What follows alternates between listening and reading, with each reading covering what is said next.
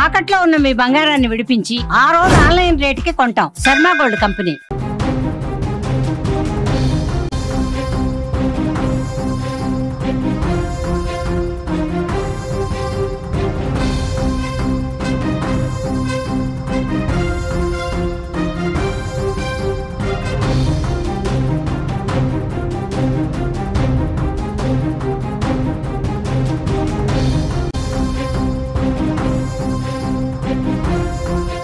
తెలుగు రాష్ట్రాల్లోనే సంచలనం కలిగించినటువంటి కేసు గండికోటలో వైష్ణవి హత్య కేసు. వైష్ణవిని చంపింది ఎవరు? ప్రియుడు లోకేష్ కాకపోతే చంపింది ఎవరు? ఇలా దాదాపుగా వారం రోజుల పాటు ఆ సస్పెన్స్ కొనసాగుతూనే ఉంది. పోలీసులు మొత్తం చాలామందిని విచారణగా పోలీస్ స్టేషన్కి పిలిపించారు. మరికొంతమందిని అదుపులోకి తీసుకున్నారు. ఇప్పుడు మొత్తం ఈ కథంతా కూడా వైష్ణవి హత్య కేసుకు సంబంధించినటువంటి వ్యవహారం అంతా కూడా వైష్ణవి కుటుంబ సభ్యుల చుట్టే తిరుగుతోంది. వైష్ణవి కుటుంబానికి సంబంధించినటువంటి వ్యక్తులను ఒక్కొక్కరిగా పోలీసులు అదుపులోకి తీసుకొని వాళ్ళ దగ్గరున్నటువంటి సమాచారంతో వాళ్లకు దొరికినటువంటి క్లూస్తో క్రాస్ చెక్ చేసుకుంటున్నారు. దాదాపుగా ఇప్పటికి వైష్ణవి హత్య జరిగి జూలై 14వ తారీఖున సోమవారం నాడు మధ్యాహ్నం 12 గంటలకు హత్య జరిగింది. మరుసటి రోజు ఉదయం 15వ తారీఖున ఉదయం మంగళవారం నాడు వైష్ణవికి సంబంధించినటువంటి మృతదేహాన్ని పోలీసులు గుర్తించారు. సరిగ్గా ఇప్పుడు మంగళవారం దాటి బుధవారానికి వస్తున్నటువంటి పరిస్థితి. అంటే వారం రోజులు పూర్తయినా కూడా పోలీసులు బయటకు లీకులు మాత్రమే వదులుతున్నారా? కుటుంబం చుట్టే ఇప్పుడు లీకులన్నీ కూడా ఆ కుటుంబానికి సంబంధించిన వ్యక్తులే హత్య చేశారు అనే విధంగా ఇప్పుడు అక్కడ దొరుకుతున్నటువంటి ఆధారాలన్నీ ఆ వేళ్లన్నీ కూడా ఇప్పుడు కుటుంబం వైపే చూపిస్తున్నాయా? ముఖ్యంగా వైష్ణవికి సంబంధించినటువంటి సోదరుల పాత్ర ఇందులో ఉందా? వైష్ణవికి సంబంధించినటువంటి కుటుంబ సభ్యులు అదే గ్రామానికి ఎక్కడైతే హత్య జరిగిందో గండికోటకు సంబంధించినటువంటి గ్రామస్తులను ప్రస్తుతం పోలీసులు ఎందుకు అదుపులోకి తీసుకున్నారు? సో వైష్ణవి కుటుంబానికి సంబంధించినటువంటి కొంతమంది వ్యక్తులు గండికోట గ్రామానికి సంబంధించినటువంటి కొంతమంది వ్యక్తులతో హత్య జరిగినటువంటి సమయంలోనే సరిగ్గా అదే సమయంలోనే అనేక మార్లు ఫోన్ చేసినట్టుగా పోలీసుల దగ్గర ఒక ఫోన్ కాల్స్ డేటాని సేకరించారు. ఇప్పుడు ప్రస్తుతం పోలీసుల అదుపులో తోట సుబ్రహ్మణ్యం వైష్ణవికి సంబంధించినటువంటి బావ వరుస అయ్యేటువంటి వ్యక్తి, హైదరాబాద్లో ఉద్యోగం చేస్తున్నటువంటి వ్యక్తి తోట సుబ్రహ్మణ్యం, అంటే వైష్ణవి పెదనాన్న కూతురు భర్త. సో ఇప్పుడు అతన్ని ఎందుకు అదుపులోకి తీసుకున్నారు? అతని ఫోన్ నుంచి అదే గ్రామానికి సంబంధించిన హత్య జరిగినటువంటి గండికోట గ్రామానికి సంబంధించిన కొంతమందికి ఫోన్లు ఎందుకు వెళ్ళాయి పదే పదే అనే కోణంలో ప్రస్తుతం పోలీసులు విచారిస్తున్నారు. తోట సుబ్రహ్మణ్యంతో పాటు గండికోటకు సంబంధించినటువంటి ఆ గ్రామానికి సంబంధించినటువంటి సుబ్బయ్య, మహేష్, లక్ష్మణ్, వీరిని కూడా పోలీసులు ఇప్పుడు ఎందుకు అదుపులోకి తీసుకున్నారు? లక్ష్మయ్య. సో ఈ నలుగురు చుట్టూ ఇప్పుడంతా కూడా పోలీసులు ఇన్వెస్టిగేషన్ జరుపుతున్నారు. కీలకమైనటువంటి ఆధారాలను సేకరిస్తున్నారు. దాదాపుగా కేసు కొలిక్కి వస్తోంది అనేటువంటి భావిస్తున్న తరుణంలో మళ్ళీ పోలీసులు వేరే కొంతమందిని అదుపులోకి తీసుకుంటున్నారు. అసలు వాస్తవాలేంటి? కుటుంబం చుట్టే పోలీసులకు సంబంధించినటువంటి విచారణ ఎందుకు జరుగుతుంది? దీని వెనక ఖచ్చితంగా వైష్ణవి కుటుంబ సభ్యుల పాత్ర ఉందా? చూద్దాం. దీనికి సంబంధించినటువంటి మరింత సమాచారాన్ని తెలుసుకునేటువంటి ప్రయత్నం చేద్దాం. లైవ్లో ఉన్నారు కడప ప్రతినిధి సుదర్శన్. సుదర్శన్, చెప్పండి. మొదటి నుంచి కూడా మనం ప్రతిరోజు మీరు స్పాట్కి వెళ్తున్నారు, పోలీస్ స్టేషన్కి వెళ్తున్నారు, అక్కడ ఉన్నటువంటి సమాచారాన్ని అంతా కూడా తెలుసుకుంటున్నారు. ఇప్పుడు తాజాగా ప్రస్తుతం పోలీస్ స్టేషన్లో తోట సుబ్రహ్మణ్యం, మహేష్, లక్ష్మణ్, లక్ష్మయ్య, సుబ్బయ్య వీళ్ళని ఎందుకు అదుపులోకి తీసుకున్నారు? ఎస్, కుటుంబ సభ్యుల చుట్టూనే కేసు ఇన్వెస్టిగేషన్ మొత్తం కూడా తిరుగుతుంది. ఇది వాస్తవం. ఇంతకు మించి వేరే పోలీసులకు వేరే లీడ్ ఏమీ లేదు, వేరే కారణాలు లేవు. అయితే ఎవరు చంపారు, కుటుంబ సభ్యులు ఎందుకు చంపించాల్సి వచ్చింది, దీనికి గల కారణాలు ఏంటి అనే దానిపైన ఇప్పుడు పోలీసులు ఆరా తీస్తూ ఉన్నారు. అంటే సర్కమ్టెన్సెస్, ఎవిడెన్సెస్ మొత్తము ఉన్నప్పుడే అది కోర్టులో కేసు నిలబడుతుంది కాబట్టి ఆధారాల సేకరణలో పోలీసులు పడ్డారు. అందుకే ఇది ఆలస్యం అవుతూ ఉంది. ఇప్పుడు మీరు ఏదైతే పేర్లు ప్రస్తావించారో వాళ్ళందరూ కూడా వాళ్ళలో కుటుంబ సభ్యులు కాకపోయినప్పటికీ కుటుంబ సభ్యుల ప్రోద్బలంతోనే అక్కడికి వెళ్ళారు. వీరి కుటుంబ సభ్యులతోనే వాళ్ళు టచ్ లో ఉన్నారు. అందువల్లనే వాళ్ళను ఇన్వెస్టిగేషన్ కు పిలిచారు పోలీసులు. సుబ్బయ్య అనే పేరు గట్టిగా వినిపిస్తుంది. అతను గండికోట వాస్తవుడే. ఆ రోజు లోకేష్ వైష్ణవిని అక్కడ వదిలి వచ్చే ముందు బైక్ లో ఆపోజిట్ లో ఒక వ్యక్తి వచ్చాడు. బస్సు ఇక్కడి నుంచి ఎన్ని గంటలకు వెళ్తుంది అని అడిగాడు. ఆ సమాచారం 6 గంటలకు వెళ్తుంది అని చెప్పాడు. అతని పేరు కూడా సుబ్బయ్యే. అయితే ఆ సుబ్బయ్యనే అదుపులోకి తీసుకున్నారు పోలీసులు. సుదర్శన్, సుబ్బయ్యకి సంబంధించినటువంటి విజువల్స్ ఒకసారి స్క్రీన్ మీద చూపిద్దాం. లోకేష్ వైష్ణవిని తీసుకొని, వైష్ణవి కుటుంబ సభ్యులు ఇక్కడికి వస్తున్నారు, తమ విషయం తెలిసిపోయిందంటూ గండికోట ముఖద్వారం బయట వదిలి వచ్చేటువంటి క్రమంలో అక్కడ ఒక వ్యక్తి, బైక్ మీద వస్తున్నటువంటి వ్యక్తి అక్కడ ఆగి లోకేష్ వైష్ణవితో మాట్లాడుతున్నటువంటి దృశ్యాలు ఇంతకుముందు మనం చూపించాం. ఎస్, ఇప్పుడు లోకేష్ వస్తున్నాడు. లోకేష్ వెనక వచ్చినటువంటి ఆ బైక్ వ్యక్తి ఎవరు? అతనే సుబ్బయ్య. Yes, continue Sudarshan. ఇదే ఇప్పుడు ఈ సుబ్బయ్యని విచారణ చేస్తున్నారు. అంటే ఆయన ఫస్ట్ లో ఆ రోజు సీసీ ఫుటేజ్ పరిశీలించిన వెంటనే అతన్ని అదుపులోకి తీసుకున్నారు. అయితే తనకేమీ తెలియదు, కేవలం వాళ్ళ ఇన్ఫర్మేషన్ అడిగితేనే ఇచ్చానని చెప్పాడు. కానీ అనుమానం వచ్చినటువంటి పోలీసులు అతని కాల్ డేటా కూడా తీశారు. అతని కాల్ డేటాలో కొన్ని విస్తుపోయే నిజాలు వెలుగులోకి వస్తున్నట్టుగా తెలుస్తూ ఉంది. తోట సుబ్రహ్మణ్యం అని వైష్ణవికి బంధువు అయినటువంటి బాబా వరుస అయినటువంటి 3వ పెదనాన్న అల్లుడు, అతని నుంచి ఇతనికి కాల్స్ వచ్చాయి కంటిన్యూస్ గా. అది కూడా 12 సార్లు వచ్చాయి గంట వ్యవధిలోనే. అది కూడా చాలా క్రూషియల్ టైం. పోలీసులు ఏదైతే ఆ రోజు మధ్యాహ్నం, సోమవారం మధ్యాహ్నం 12 నుంచి 1 గంట మధ్యలో హత్యకు గురి అయి ఉంటుంది వైష్ణవి అని భావిస్తున్నారో ఆ టైంలోనే ఫోన్ కాల్స్ వచ్చినట్టుగా మనకు సమాచారం అందుతుంది. సుబ్బయ్యకు తోట నరసింహకు మధ్య కాన్వర్జేషన్ జరిగింది. తోట సుబ్రహ్మణ్యంకు మధ్య కాన్వర్జేషన్ జరిగింది. ఎందుకు అన్నిసార్లు ఫోన్ చేయాల్సి వచ్చింది? వాళ్ళిద్దరు ఫ్రెండ్స్ అయితే క్యాజువల్ గా ఒకసారి చేస్తారు, కంటిన్యూగా మాట్లాడుకుంటారు. కానీ పదే పదే కాల్ చేస్తూ పెట్టేయాల్సినటువంటి అవసరం ఏమొచ్చింది అన్నది కూడా ఇప్పుడు పోలీసుల నుంచి వినిపిస్తున్నటువంటి డౌట్. అందులో వీళ్ళ కాన్వర్జేషన్ లో ఒక దుప్పటి గురించి డిస్కషన్ వచ్చింది. స్పాట్ లో ఒక దుప్పటి దొరికింది. వైష్ణవి మృతదేహం పక్కనే ఒక దుప్పటి పడి ఉంది. అంటే చంపేసిన తర్వాత అదే దుప్పటిలో చెరొక వైపు పట్టుకొని వైష్ణవి మృతదేహాన్ని అంతకులు టెంపుల్ వెనుక వైపు తీసుకెళ్లి ముళ్ళ పొదల్లో దాచిపెట్టి ఉంటారు అని అనుమానిస్తూ ఉన్నారు. ఎందుకంటే మృతదేహాన్ని నేరుగా ముట్టుకొని తీసుకెళ్తే ఫింగర్ ప్రింట్స్ పడతాయని ఒక తెలివితేటలతోనే వీళ్ళు ఆ దుప్పటిని వాడి ఉంటారు అన్న ఒక కారణం వినిపిస్తుంది. ఇప్పుడు అదే చర్చ వీళ్ళ ఫోన్ కాన్వర్జేషన్ లో జరిగింది. అంటే ఈ హత్య మొత్తం ఆపరేటింగ్ అంతా హైదరాబాద్ నుంచి సాగిందా అనే అనుమానాలు కూడా పోలీసులకు కలుగుతూ ఉన్నాయి. అందులో భాగంగానే వీళ్ళిద్దరిని కూడా విచారణ చేస్తూ ఉన్నారు. ఇక స్పాట్ లో ఆ రోజు హత్య జరగడంలో పార్టిసిపేట్ చేసినటువంటి వ్యక్తులుగా అనుమానిస్తున్నటువంటి మరో వ్యక్తి పేరు లక్ష్మయ్య. ఇతను కూడా అక్కడ స్థానికుడే. ఇతను కొండయ్యతో మంచి పరిచయాలు ఉన్నాయి, కొండయ్యతో టచ్ లో ఉంటాడు. ఇతను కూడా దూరపు బంధువు అవుతారని చెప్తూ ఉన్నారు. ఇతని పాత్ర పైన కూడా పోలీసులు ఆరా తీస్తూ ఉన్నారు.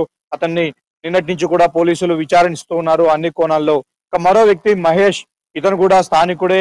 ఇతని పాత్ర పైన కూడా పోలీసులు అనుమానం వ్యక్తం చేస్తున్నారు. అతన్ని కూడా విచారిస్తూ ఉన్నారు. బంధువులకు సంబంధించినటువంటి ఇష్యూ తప్ప వేరే ఏ ఇష్యూ లేదు. వైష్ణవిని హత్య చేయాలన్నంత ఆలోచన కానీ అంత కారణాలు కానీ వేరే ఏ వ్యక్తుల నుంచి కూడా పోలీసులకు కనిపించట్లేదు. కేవలం బంధువుల చుట్టూనే కథ నడుస్తూ ఉంది. అయితే ఈ బంధువులు ఎవరిని పురమాయించారు ఈ హత్య చేయడానికి, అందులో పాల్గొన్న వాళ్ళెవరు, వీళ్ళకు సహకరించిన వాళ్ళెవరు, నేరుగా హత్యలో పార్టిసిపేట్ చేసిన వాళ్ళెవరు అన్న కోణంలోనే పోలీసులు ఆరా తీస్తున్నారు. దీనికి సంబంధించి కూడా కొన్ని క్లియర్ లీడ్స్ పోలీసులకు దొరికినట్టుగా తెలుస్తుంది. మరో 24 గంటల్లో పోలీసులు ఈ కేసును ఛేదించే ప్రయత్నం చేస్తున్నారు. ఎందుకే మీరు అన్నట్టుగా ఇప్పటికే 14వ తేదీ హత్య జరిగింది. ఈ రోజుకి 8 రోజులు కావస్తూ ఉంది. గండికోట్లో, అది ఎక్కడో కాదు, గండికోట్లో వాళ్ళ ఊరికి సమీపంలోనే జరిగింది. అది కూడా బంధువులే చేశారు అన్నట్లు ఇప్పటికే అనేక లీకులు బయటకు వస్తున్న నేపథ్యంలో మరి వాళ్ళ అమ్మాయిని వాళ్ళే చంపుకునేటువంటి కారణాలు ఏముంటాయని విశ్లేషించడానికి ఇన్ని రోజుల సమయం అవసరం లేదు. అలాగే బంధువులందరూ కూడా అందుబాటులోనే ఉన్నారు. ఎవరి పేర్లు అయితే వినిపిస్తున్నాయో, ఎవరిపైతే ఆరోపణలు వినిపిస్తున్నాయో వాళ్ళందరూ కూడా అందుబాటులోనే ఉన్నారు పోలీసులకు. వాళ్ళందరూ విచారణకు హాజరవుతున్నారు. పోలీసులు అడిగినటువంటి ప్రతిదానికి సమాధానం చెప్తూ ఉన్నారని కూడా మనకు సమాచారం అందుతుంది. ఇప్పటికీ కూడా వైష్ణవి బ్రదర్స్ కానీ, వాళ్ళ తల్లిదండ్రులు కానీ, వాళ్ళ బంధువులందరూ కూడా అదే హనుమనగుత్తులోనే, విలేజ్ లోనే ఉన్నారు. అక్కడ కూడా కొంతమంది పోలీసులను మఫ్టీలో కాపలా ఉంచారు అని సమాచారం అందుతూ ఉంది. కాబట్టి ఇంతమంది అందుబాటులో ఉన్నారు. ఇన్ని క్రూషియల్ ఎవిడెన్సెస్ కూడా వస్తూ ఉన్నాయి. కానీ కేసును నిర్ధారించడానికి, కొలిక్కి తేవడానికి పోలీసులు ఇంకా ఎందుకు తాస్తారం చేస్తున్నారు అన్న దానిపైన కూడా సర్వత్రా ఇప్పుడు ఒకంత విమర్శలు కూడా పోలీసులు ఎదుర్కోవాల్సి వస్తుంది. పోలీసులు జాప్యం చేస్తున్నారా? పూర్తిగా డేటానంతా కూడా విశ్లేషించుకున్న తర్వాత సో పూర్తి స్థాయిలో ఏ ఒక్క చిన్న ఆధారాన్ని కూడా మిస్ చేసుకోకూడదు, ప్రతి విషయాన్ని కూడా డీటెయిల్డ్గా, ఇది సంచలనం కలిగించినటువంటి కేసు 2 తెలుగు రాష్ట్రాల్లో కూడా పెద్ద సంచలనంగా మారిపోయింది, ఒక సెన్సేషన్ మర్డర్గా మారిపోయింది వైష్ణవి హత్య కేసు. సో పోలీసులు చూస్తే చాలా ధీమాగా ఉంటున్నారు. మనతో మాట్లాడినప్పుడు మీరు కూడా ఇంటర్వ్యూ చేశారు, అలాగే చాలామంది మీడియాతో కూడా మాట్లాడుతూ కూడా చాలా ధీమాగా ఉన్నారు. అదేవిధంగా అంతకు ముందే అంటే 3వ రోజే నేరుగా డిఐజీ రంగంలోకి దిగారు. డిఐజీ మా దగ్గర ఒక పెద్ద క్లూ దొరికింది, పూర్తి స్థాయిలో తాము నిర్ధారించుకున్నాము, సో ఇవాళ రాత్రే మీ ముందుకు పోలీసులు వస్తున్నారు, సో జిల్లా అధికారి కూడా రాబోతున్నారు, మీకు ప్రెస్ మీట్లో ఏం జరిగిందో కూడా చెప్పబోతున్నారని ప్రకటన చేసి ఇప్పుడు దాదాపుగా 4 రోజులు పూర్తవుతుంది, 5వ రోజు కూడా జరుగుతుంది. అయితే పోలీసులు అలాంటి స్టేట్మెంట్ ఇచ్చిన తర్వాత ఇంత జాప్యం చేయడానికి ప్రధాన కారణం ఏంటి? ఇది చాలా దారుణమైనటువంటి సంఘటన. 17 ఏళ్ల మైనర్ బాలికను తీసుకెళ్లాడు, అయితే ప్రేమికుడు తీసుకెళ్లాడు. దాన్ని అదునుగా భావించి కొంతమంది హంతకులు ఆ అమ్మాయిని అత్యంత దారుణంగా కొట్టి చంపేశారు, వివస్త్రణ చేశారు. ఇదంతా కూడా చాలా దయనీయమైనటువంటి ఘోరమైనటువంటి సంఘటన. కాబట్టి పోలీసులు ఒక్కసారి ఇందులో హంతకులు ఎవరని నిర్ధారిస్తే మరుసటి నిమిషం నుంచే వాళ్ళకి ఎలాంటి శిక్షలు పడతాయనే చర్చ కూడా నడుస్తుంది. కాబట్టి అంతటి శిక్షలు పడాలి, అంత ఘోరంగా వాళ్లకు కఠిన శిక్షలు విధించాలి అంటే పోలీసులు సమర్పించేటువంటి ఎవిడెన్స్ మీదే ఆధారపడి ఉంటుంది. కాబట్టి ఇప్పుడు పోలీసులు ఆ ఎవిడెన్స్ సేకరణలోనే పడ్డారు. కేసును ఛేదించాము, పలాని వాళ్ళు హంతకులని తేలింది, నిందితులని తేలింది కాబట్టి అని చెప్పి పోలీసులు ఏదో ఒక ప్రెస్ మీట్ ద్వారా దీన్ని చేసుకుంటే సరిపోదు. కానీ వైష్ణవి హత్య కేసు అనేది ఇప్పుడు రాష్ట్ర వ్యాప్తంగా సంచలనం కలిగిస్తున్న నేపథ్యంలో రేపటి రోజున దానిపైన ప్రజలందరికీ కూడా ఫాలో అప్ ఉంటుంది. అంత దారుణంగా ఆ రోజు గండికోటలో ఒక అమ్మాయిని చంపేశారు. ఆ కేసులో ఎలాంటి జడ్జిమెంట్ వచ్చింది, హంతకులకు ఎలాంటి శిక్ష పడింది అనే కోణంలో కూడా భవిష్యత్తులో చర్చ జరిగే అవకాశం ఉంటుంది. వాటన్నిటి మీద కూడా పోలీసుల విచారణే ఆధారపడి ఉంది. ఈ రోజు పోలీసులు సేకరించేటువంటి ఆధారాలే రేపటి రోజున కేసుకు బలమవుతాయి. కాబట్టి ఆ కంప్లీట్ ఎవిడెన్సెస్, పక్కా ఆధారాల సేకరణలో పోలీసులు పడ్డారు. భాగస్వాములైనటువంటి కుటుంబ సభ్యులే అని నిర్ధారించుకున్నప్పటికీ దాని వెనుక స్పష్టమైనటువంటి కారణాలను చెప్పాలి, స్పష్టమైనటువంటి ఆధారాలను చూపించాలి. అందుకే పోలీసులు ఈ పనిలోనే నిమగ్నమైనట్టుగా మనకు తెలుస్తుంది. అందరూ కూడా ప్రశ్నిస్తున్నది ఒకటే సుదర్శన్, అందరూ కూడా ఏమంటున్నారంటే ఏ కేసు అయినా సరే, ఎంత సెన్సేషన్ చేసినటువంటి కేసు అయినా సరే, సో పెద్ద పెద్ద హత్య కేసులను కూడా ఈజీగా ట్రేస్ అవుట్ చేసిన తర్వాత ఆ వివరాలను మీడియాకు వెల్లడించినటువంటి పరిస్థితులు చూసాం. కానీ ఇక్కడ మాత్రం ఈ కేసులో మాత్రం పోలీసులు వాంటెడ్గానే దీన్ని డిలే చేస్తున్నారా, లేదంటే పక్కా ప్లాన్ ప్రకారం మొత్తం ఎవిడెన్స్ని కలెక్ట్ చేయాలి అనేటువంటి విషయంలో జాప్యం చేస్తున్నారా, లేదంటే వాళ్లకు తగినటువంటి ఆధారాలు ఇంకా దొరకలేదనే కేసు జాప్యం జరుగుతుందనుకోవచ్చా? రేవతి నుంచి కూడా 14వ తేదీ హత్య జరిగినప్పటి నుంచి కూడా పోలీసులు అక్కడి నుంచి ఆధారాలు సేకరించే ప్రయత్నం చేస్తూ ఉన్నారు. అయితే ఎక్కువ మందిని ఆధారాల కంటే ప్రచారాల బేస్ గానే వాళ్ళని అదుపులోకి తీసుకుంటూ ఉన్నారు, అనుమానితులుగానే అదుపులోకి తీసుకుంటున్నారు. వాళ్ళని అన్ని కోణాల్లో విచారణ చేస్తూ ఉన్నారు. అయితే విచారణ చేసే సమయంలో నీ పైన ఇలాంటి ఎవిడెన్సెస్ మా దగ్గర ఉన్నాయి, దీనికి ఏం సమాధానం చెప్తావు అని గట్టిగా పోలీసులు విచారణలో ఎవరైతే అనుమానితులుగా విచారణకు హాజరవుతున్నారో వాళ్ళను ప్రశ్నించడానికి గట్టిగా ఎవిడెన్సెస్ లేవన్నది కూడా ఒక ప్రచారం జరుగుతూ ఉంది. ఎందుకంటే క్లూస్ టీమ్స్ కానీ, ఫోరెన్సిక్ టీమ్ కానీ, అలాగే ఇన్వెస్టిగేషన్ టీం నుంచి కానీ ఎలాంటి పురోగతి లభించట్లేదు. ఇప్పటికీ ఎలాంటి ఫింగర్ ప్రింట్స్ మ్యాచ్ అయ్యాయని కానీ, అలాగే డాగ్ స్క్వాడ్ ఏదన్నా కొంత ఏరియాను ఫైండ్ అవుట్ చేసిందని కానీ, అలాగే ఆ రోజు వైష్ణవి మృతదేహం పక్కన పడినటువంటి వస్తువులు కానీ, అలాగే మృతదేహం పైనటువంటి గాయాలు కానీ ఇవేవి కూడా పోలీసుల ఇన్వెస్టిగేషన్ కు అంతగా దోహదపడట్లేదు. కాకపోతే మోటివ్ ఏంటి అనే కోణంలోనే ఆలోచిస్తూ ఉన్నారు. ఎందుకంటే తీసుకెళ్లిన వ్యక్తి అసలు ఆ రోజు గండికోటకు వెళ్ళడానికి కారణమయ్యి ఆ సంఘటన అంతటికీ కారణమైనటువంటి వ్యక్తి లోకేష్ కు ఇందులో ప్రమేయం లేదు అని తెలిసిన తర్వాత నెక్స్ట్ ఎవరికి ఉంటుంది అనే ప్రమేయం అనే కోణంలో ఆలోచించినప్పుడు బంధువుల పేర్లు ఒక్కొక్కటిగా బయటకు వస్తున్నాయి. దానికి సంబంధించి కొన్ని లాజికల్ పాయింట్స్ కూడా పోలీసుల దగ్గర ఉన్నాయి. దాని రిలేటెడ్ ఎవిడెన్స్ కోసం పోలీసులు ఇప్పటికే సెర్చ్ చేస్తూ ఉన్నారు. వాళ్ళని విచారణ చేసిన క్రమంలో కొంత ఎవిడెన్సెస్ కూడా పోలీసులకు లభించాయి. ముఖ్యంగా లోకేష్ ఎందుకు తీసుకెళ్లాడు, ఎప్పుడు తీసుకెళ్లాడు, తీసుకెళ్లడానికి ముందే ఎవరికైనా మూడో వ్యక్తికి ఈ విషయం తెలుసా, అసలు మీ ప్రేమ పట్ల కుటుంబ సభ్యుల తీరు ఎలా ఉంది, వాళ్ళ గతంలో నిన్నేమైనా మందలించారా, కొట్టారా, నిన్నేమన్నా బెదిరించారా అనే కోణంలో కూడా లోకేష్ ఇచ్చినటువంటి వాంగ్మూలం కూడా చాలా కీలకంగా పోలీసులకు మారింది. దానిని ఆధారంగా చేసుకునే పోలీసులు ఎక్కువగా కుటుంబ సభ్యుల మీద ఫోకస్ చేశారు. వాళ్ళను అన్ని కోణాల్లో విచారిస్తున్నటువంటి పరిస్థితి కనిపిస్తుంది. అయితే మనం కూడా స్పీకర్ సుదర్శన్ ఇంటర్వ్యూలో కుటుంబ సభ్యుల్ని గతంలో ఇటీవల చూసాం. సో బ్రహ్మయ్యతో అదుపులోకి తీసుకొని బ్రహ్మయ్య దగ్గర స్టేట్మెంట్ రికార్డ్ చేశారు. ఎవరైతే చెన్నైకి వెళ్ళారు, సొంత అన్న వైష్ణవి సొంత అన్న చెన్నైకి వెళ్ళాడని భావిస్తున్నటువంటి వ్యక్తి బ్రహ్మయ్య. సో బ్రహ్మయ్య ప్రమేయం లేదు అంటే బ్రహ్మయ్య చెన్నైకి వెళ్ళాడు, ఖచ్చితంగా తమ దగ్గర ఆధారాలు ఉన్నాయని కూడా పోలీసులు చెప్తున్నారు. సో బ్రహ్మయ్యని పక్కన పెట్టిన తర్వాత సురేంద్రకు వచ్చారు, పెదనాన్న కొడుకు. సో అక్కడికి ఆ స్పాట్కి వెళ్ళినటువంటి సురేంద్రను విచారించిన తర్వాత సురేంద్రను కూడా పక్కన పెట్టారు. ఆ తర్వాత మరో సోదరుడు అయ్యేటువంటి కొండయ్య దగ్గరికి వెళ్ళారు, కొండయ్యను కూడా పక్కన పెట్టారు.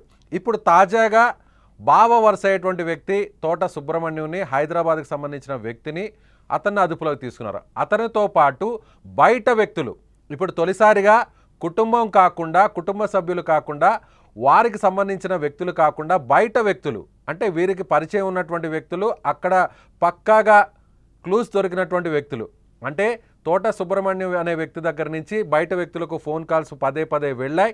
మీరు చెప్తున్నట్టుగా దుప్పటి అనేటువంటి విషయాన్ని కూడా ఆ ఫోన్లో మాట్లాడుకున్నారు అనేటువంటి సమాచారం కూడా బయటకు వస్తుంది. అంటే ఇప్పుడు బయట వ్యక్తులు ఎవరైతే లక్ష్మయ్య, మహేష్, సుబ్బయ్య ఈ ముగ్గురిని అదుపులో తీసుకున్నారు కాబట్టి ఇప్పుడు కేసు ఒక కొలిక్కి వస్తుందా? వాళ్ళ స్టైల్లో, పోలీసుల స్టైల్లో వీళ్ళని విచారిస్తే మొత్తం వ్యవహారం అంతా కూడా బయటపడే అవకాశం ఉందంటారా? బయట వ్యక్తులు వీళ్ళు పోలీసుల అదుపులో ఉన్నారు, కానీ వీళ్ళకి మోటివ్ మాత్రం పేరెంట్సే.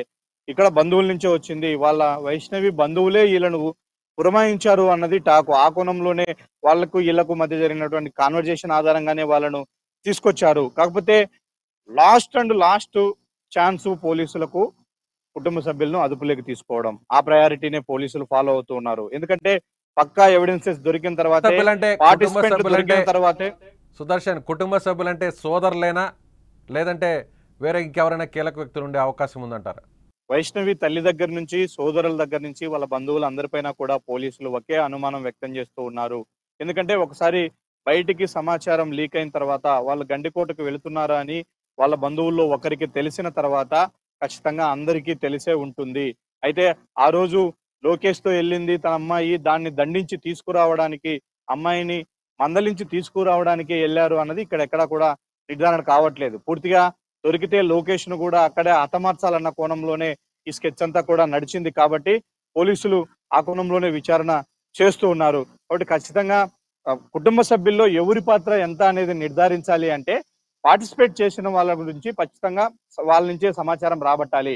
మాకు ఫలాని వ్యక్తి పురమాయించాడు ఈ పనిని, ఫలాని వ్యక్తి మాతో టచ్ లో ఉండి ఇక్కడికి వెళ్ళండి, ఇన్ని గంటలకు అక్కడికి వెళ్ళండి, ఇలా చేయండి అని చెప్తేనే మేము చేశాము అన్నట్టు ఎవరైతే పార్టిసిపేట్ చేశారో హత్యలో వాళ్ళు ఇచ్చేటువంటి వాంగ్మూలం ఆధారంగానే, వాళ్ళు ఇచ్చేటువంటి సమాచారం ఆధారంగానే కుటుంబ సభ్యులను బాధ్యులను చేయడం జరుగుతుంది. కాబట్టి ముందు వాళ్ళ నుంచి ఇన్ఫర్మేషన్ రాబట్టాలన్నదే పోలీసుల ప్రయత్నంగా కనిపిస్తోంది. అదుపులోకి తీసుకున్న వ్యక్తులకు డైరెక్ట్ కాంటాక్ట్ ఉందనుకోవచ్చా? ఇప్పుడు జరిగినటువంటి మర్డర్ ఇష్యూలో డైరెక్ట్ కాంటాక్ట్ ఉండే అవకాశం ఉన్నట్టుగా పోలీసులు భావిస్తున్నారా వాళ్ళకి దొరికినటువంటి క్లూస్ చూస్తే? వీళ్ళే స్థానికంగా ఉన్నటువంటి గండికోట గ్రామస్తుల్లో కొంతమంది అయినటువంటి వీళ్ళ సహకారంతోనే అది చేయగలిగారు. అందుకే అంత పక్కాగా చేయగలిగారు. అక్కడి నుంచి వెళ్ళిపోవడానికి వీళ్ళకే సరైన మార్గాలు ఉన్నాయి. వీళ్ళకు మాత్రమే గండికోటలో అణువణువు తెలుసు, ఎక్కడ సీసీ ఫుటేజ్ ఉంది, ఎక్కడ లేదు, ఎక్కడ మృతదేహాన్ని దాచిపెడితే ఎక్కువ రోజులు కనిపెట్టలేరు అనే విషయం కంప్లీట్ గా గండికోట పైన పూర్తిగా అవగాహన ఉన్న వ్యక్తులే ఈ హత్యలో పాల్గొన్నారు అని మొదటి నుంచి కూడా అందరూ భావిస్తూ ఉన్నారు. ఆ కోణంలోనే అక్కడ గండికోట గ్రామస్తులను కొంతమందిని పోలీసులు అనుమానించి విచారణ చేస్తూ ఉన్నారు. కాబట్టి వీళ్ళ పాత్ర ఉంది, నేరుగా వీళ్ళు పార్టిసిపేట్ చేశారన్న కోణంలోనే విచారణ జరుగుతూ ఉంది. అయితే వాళ్ళ నుంచి వస్తున్నటువంటి సమాచారం కానీ, పోలీసులు వాళ్ళకు సంబంధించి సేకరించినటువంటి ఎవిడెన్సెస్ కానీ టాలీ అయిన తర్వాతే దానిపైన నిర్ధారణకు వచ్చే అవకాశాలు కనిపిస్తున్నాయి. అయితే అధికారికంగా పోలీసులు విచారిస్తున్నాము, ఆధారాలన్నీ కూడా వచ్చిన తర్వాతే వాస్తవాలన్నీ కూడా వెలుగులోకి వస్తాయని చెప్తున్నారు. కానీ అనధికారికంగా పోలీసుల దగ్గర నుంచి ఎలాంటి సమాచారం వస్తుంది? సో మొదటి నుంచి లీకులన్నీ కూడా వస్తున్నాయి, కుటుంబం చుట్టే ఆ లీకులన్నీ కూడా తిరుగుతున్నాయి. సో కుటుంబానికి సంబంధించిన వ్యక్తులే ఈ హత్య చేసి ఉంటారు అనేటువంటి అనుమానాల్ని మొత్తం అందరికీ కలిగించేలా ప్రస్తుతం అంతా కూడా విచారణ జరుగుతుంది. ముఖ్యంగా దీనికి కారణం ఎవడైతే ప్రియుడు చంపాడని అందరూ భావించారో, అఘాయిత్యం చేసి మరి అంటే అత్యాచారం, లైంగిక దాడి చేసి మరి చంపి ఉంటాడు, లోకేష్ అక్కడికి తీసుకువెళ్ళి చంపి ఉంటాడు అని అందరూ భావించినట్లుగానే సో ఈ కేసు కూడా అలాగే క్లోజ్ అవుతుందని అనుకున్నారు అందరూ. కానీ పోలీసులే దీనికి ఒక పెద్ద ట్విస్ట్ ఇచ్చారు. పోలీసులే లోకేష్కి ఈ హత్యకు సంబంధం లేదు, సో లోకేష్ ఈ హత్య చేయలేదు, అలాగే అత్యాచారం కూడా చేయలేదు. వాళ్ళ తల్లి నేరుగా మాట్లాడింది మీడియాతో. సో మనతో కూడా మాట్లాడింది ఎవరైతే వైష్ణవి తల్లి. ఖచ్చితంగా తమ అమ్మాయి మీద అత్యాచారం చేశారు, ఒకరు కాదు వెనక కూడా వేరే ఇద్దరు బైక్ మీద వెళ్తున్నారు, ఇది గ్యాంగ్ రేప్ చేసి మరీ చంపేశారంటూ కూడా వాళ్ళ తల్లి ఆరోపించింది. ఆ వెంటనే పోలీసులు నేరుగా మీడియా ముందుకు వచ్చి ఇది ఎక్కడా అత్యాచారం జరగలేదు, లైంగిక దాడి అసలే జరగలేదు, లోకేష్ అసలు ఈ హత్యలోనే పాల్గొనలేదు అంటూ కూడా లోకేష్ అక్కడ డ్రాప్ చేసి బయటకు వస్తున్నటువంటి సీసీటీవీ ఫుటేజ్ కూడా బయటకు లీక్ అయింది. సో దీని అంతా కూడా చూస్తే ఇప్పుడు ఫ్యామిలీ చుట్టే తిరుగుతుంది అనుకోవచ్చా పోలీసుల దర్యాప్తు. కానీ సో ఎండ్ అసలు ఎక్కడికి వచ్చి ఆగే అవకాశం ఉంది, అది కూడా ఎప్పటిలోపు ఈ విచారణ పూర్తయ్యే అవకాశం ఉంది. పోలీసులు ఎప్పుడు మొత్తం వాస్తవాలన్నీ కూడా బయటపెట్టే ఛాన్స్ ఉంది అంటారు.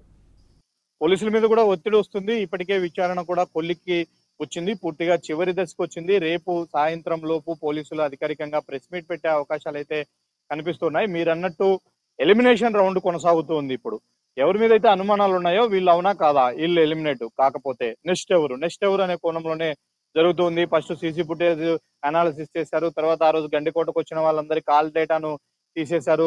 అది అయిపోయిన తర్వాతే కుటుంబ సభ్యుల కోణంలో విచారించారు. కుటుంబ సభ్యులను ఒక్కొక్కరిని పిలిచారు.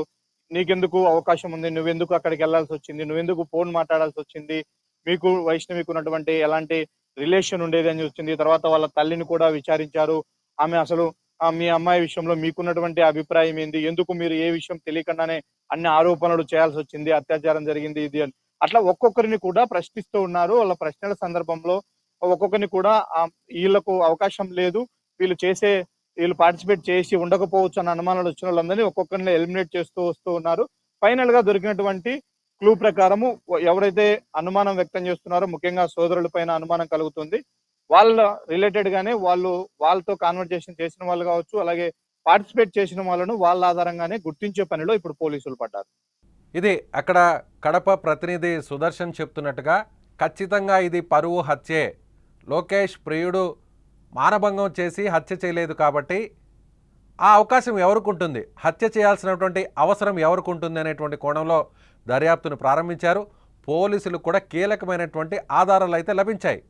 కానీ పూర్తి స్థాయిలో హత్య చేసినటువంటి వ్యక్తులు ఎవరైతే ఉన్నారో వాళ్ళని అదుపులోకి తీసుకున్న తర్వాత, వాళ్ళ దగ్గర నుంచి సమాచారాన్ని పూర్తిగా రాబట్టిన తర్వాత, వాళ్ళ స్టేట్మెంట్స్ ఎస్ మేమే హత్య చేశాము అని వాళ్ళ దగ్గర నుంచి ఆ స్టేట్మెంట్స్ని రికార్డ్ చేసిన తర్వాత అప్పుడు సూత్రధారులని తెర మీదకు తీసుకురావాలి. అప్పుడే వాళ్ళని మరొక్కసారి అదుపులోకి తీసుకొని తమ స్టైల్లో విచారిస్తే వెనక్కున్నటువంటి మొత్తం కథంతా కూడా బయటకు వస్తుందనేటువంటి ఉద్దేశంతోనే పోలీసులు చాలా వ్యూహాత్మకంగా కాస్త జాప్యం జరిగినా కూడా ఆలోచిస్తున్నారా అనేది మరోవైపు ఆలోచిస్తున్నటువంటి ప్రశ్న. కానీ మరోవైపు ప్రజా సంఘాలు, రాజకీయ పక్షాలు, మేధావులు, అన్నిటికంటే గ్రామస్తులు అందరూ కూడా ఒకటే అంటున్నారు, ఇన్ని రోజులేంటి, దాదాపు 8 రోజులు అవుతుంటే ఇంత సమయం ఎందుకు తీసుకుంటున్నారు పోలీసులు?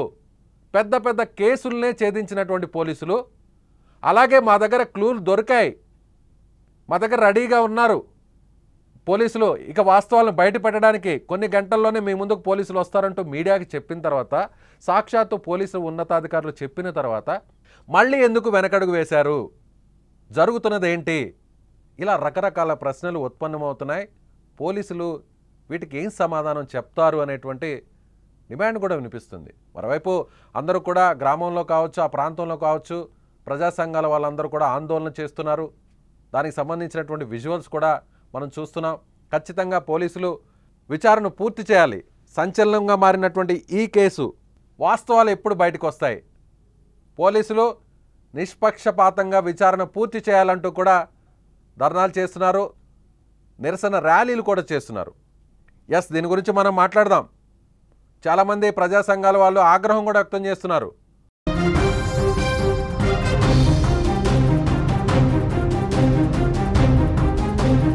పోలీసులు కావాలనే జాప్యం చేస్తున్నారా, లేదంటే ఆధారాలు విశ్లేషించుకుంటూ ఒక్కొక్క ఆధారాన్ని మ్యాచ్ చేసుకుంటే సరిపోలకపోవడంతో, ఎక్కడా కూడా మ్యాచ్ కాకపోవడంతోనే జాప్యం జరుగుతుంది, లేదంటే ఇది పరువు హత్యే కాబట్టి పరువు హత్య అని తాము ఖచ్చితంగా నమ్ముతున్నాం, పరువు హత్యకు సంబంధించినటువంటి పూర్తి స్థాయి ఆధారాలు తమ వద్దే ఉన్నాయి. అయితే సూత్రధారులు ఎవరో తమకు తెలుసు. పాత్రధారులు దొరికిన తర్వాతే పాత్రధారుల్ని పూర్తిగా అదుపులోకి తీసుకొని వాళ్ళ దగ్గర నుంచి వాస్తవాలన్నీ కూడా బయట పెట్టే విధంగా పోలీసులు ఇప్పుడు తమ వ్యూహాన్ని మార్చుకుంటున్నారు. అంతు చిక్కడం లేదు. పోలీసులు తమ దగ్గర ఒక పెద్ద క్లూ ఇన్ఫర్మేషన్ ఉంది, ఒక పెద్ద సమాచారాన్ని డేటానంతా కూడా మేము సేకరించాం, వాస్తవాలన్నీ కూడా మా దగ్గర ఉన్నాయి, త్వరలోనే మీకు వివరించబోతున్నాం, ప్రెస్ మీట్ ముందుకు రాబోతున్నారంటూ ప్రకటించిన తర్వాత మళ్ళీ ఎందుకు పోలీసులు యూటర్న్ తీసుకున్నారు? ఇలా రకరకాల ప్రశ్నలు ఉత్పన్నమవుతున్నాయి. కానీ పక్కాగా మాత్రం లీకుల్లో మాత్రం ఒకటే చెప్తున్నారు. అటువైపు నుంచి వస్తున్నటువంటి అనధికారిక సమాచారం ప్రకారం ఖచ్చితంగా ఇది పరువు హత్యే. లోకేష్ మాత్రం ఈ హత్య చేయలేదు, లోకేష్ మానభంగం చేయలేదు, ఎక్కడా లైంగిక దాడి జరగలేదు. అదేవిధంగా గండికోటకు వచ్చినటువంటి బయట వ్యక్తులు పర్యాటకులు ఏమైనా వైష్ణవిని ఒత్తిడి చేసి లైంగిక దాడి జరిగేటువంటి ప్రయత్నం చేశారా? అందులో భాగంగానే ఆమె అక్కడి నుంచి తప్పించుకునేటువంటి క్రమంలో బయట వ్యక్తులు ఎవరైనా హత్య చేసే ఉంటారనేటువంటి కోణంలో కూడా విచారణ చేశారు. అక్కడ కూడా పోలీసులకు ఎలాంటి క్లూస్ దొరకలేదు అనేది అనధికారిక సమాచారం.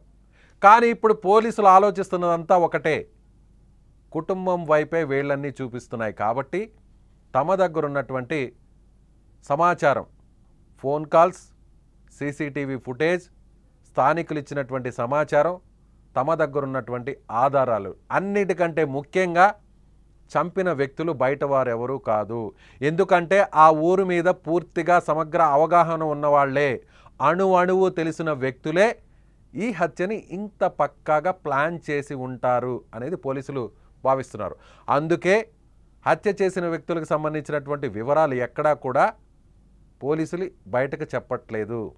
వైష్ణవికి సంబంధించినటువంటి రక్త సంబంధికులు పాత్ర ఇందులో ఉంది అనేటువంటి బలంగా భావిస్తున్నారు. కాబట్టి ఆ అనుమానాన్ని వాళ్ళ దగ్గరున్నటువంటి ఆధారాలను బట్టి పోలీసులు అందుకే పూర్తి డేటాతో ఏ చిన్న ఆధారాన్ని వదిలిపెట్టకుండా ఖచ్చితంగా ఈ కేసు అరెస్టు చేసిన తర్వాత కూడా కోర్టులో నిలబడాలంటే సాక్ష్యాలన్నీ కూడా పూర్తి స్థాయిలో ఉండాలి. కాబట్టి సంచలనం కలిగించినటువంటి కేసు కాబట్టి అందులోనూ కుటుంబ సభ్యుల పాత్ర ఉందంటే పక్కా ఆధారాలను పోలీసులు చూపించాల్సిందే.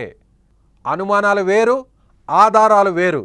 కాబట్టి ఆధారాలతో నిరూపిస్తేనే ఈ కేసు నిలబడుతుంది, వైష్ణవి మృతికి న్యాయం జరుగుతుంది, వైష్ణవి హత్యకు సరైనటువంటి తీర్పు వస్తుంది అనేటువంటి ఉద్దేశంతోనే పోలీసులు ఇప్పుడు పక్కా ప్లాన్ ప్రకారమే విచారణను కొనసాగిస్తున్నట్లుగా మనం భావించవచ్చు. చూద్దాం. మా ప్రతినిధి సుదర్శన్ చెప్పిన దాని ప్రకారం, అక్కడ స్థానికంగా వస్తున్నటువంటి అనధికారిక సమాచారం ప్రకారం మరికొన్ని గంటల్లోనే ఈ కేసుకు ముగింపు పలకబోతున్నారు పోలీసులు. మరికొన్ని గంటల్లోనే గండికోట రహస్యం వేడనుంది.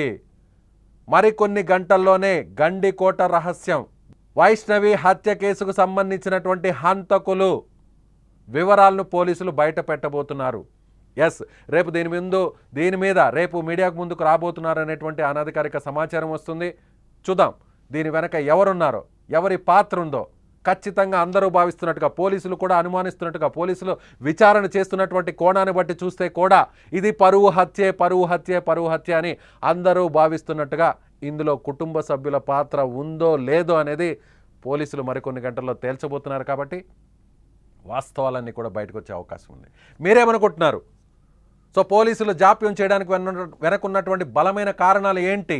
పోలీసుల విచారణ అంతా కూడా పరువు హత్య కోణంలోనే సాగిస్తున్నారు. కాబట్టి దీని వెనకున్న వారిని ఖచ్చితంగా బయట పెట్టాలి. పూర్తి స్థాయిలో ఆధారాలను సేకరించిన తర్వాతే, పాత్రదారుల్ని పట్టుకున్న తర్వాతే సూత్రధారులను బయట పెట్టాలనేటువంటి కోణంతోనే పోలీసులు ఇప్పుడు జాప్యం చేస్తున్నారా? మీరు కూడా దాన్నే నమ్ముతున్నారా? మీ అభిప్రాయాన్ని ఖచ్చితంగా కామెంట్ బాక్స్లో తెలియచేయండి.